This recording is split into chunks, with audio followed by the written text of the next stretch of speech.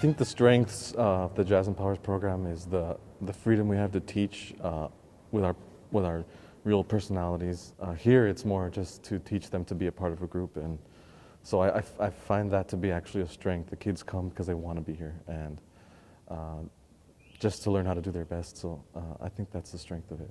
The fact that there's no grades and they just come to be a part of something. I think what I enjoy most about directing these kids in particular at Community Roots is watching their natural music ability blossom. It just takes a little tough love, I think, but I think what's great about these kids is they appreciate it. So that's kind of my favorite thing, watching them, the daily growth of them and rising to challenges.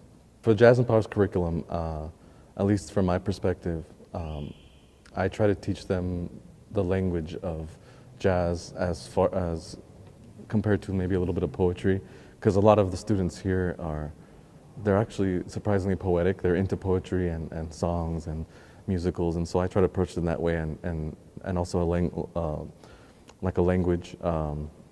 So we'll work on a song and we'll talk about the one chord and what key we're in, and we'll do a little scale work and things like that. So learning the tunes, in the middle of learning each song, I try to include as much as possible so that they have a contextual reason for learning whatever it is. So just approach it like a language, and I try to do that. The benefits to teaching improvisation at a young age, I believe, is kind of a lifestyle. I try to not force them too much as far as what they want to do with their lives, because the realistic thing is they're not going to all be musicians. But like I said earlier, I think the standards, presenting a standard of excellence to reach helps. And improvisation can be scary at any age, and so I think that this kind of helps them to face that fear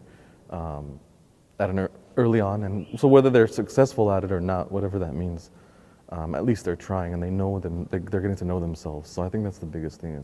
I think that's really important. They're getting to know themselves through improvising, or at least attempting to do that. It takes courage.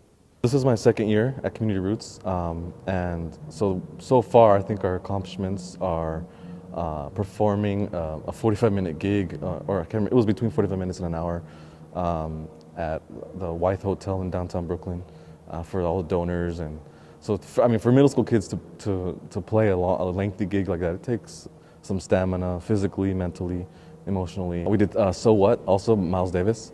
I try to include different parts of jazz.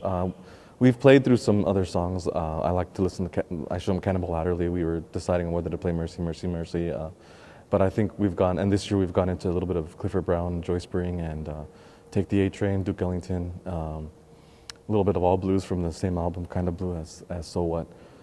So I try to touch upon as many different of the classics that we can, and just learn how to hear them and play with the recording. Playing with the recording I think is the greatest, because you get the essence that I think it was originally intended for those songs.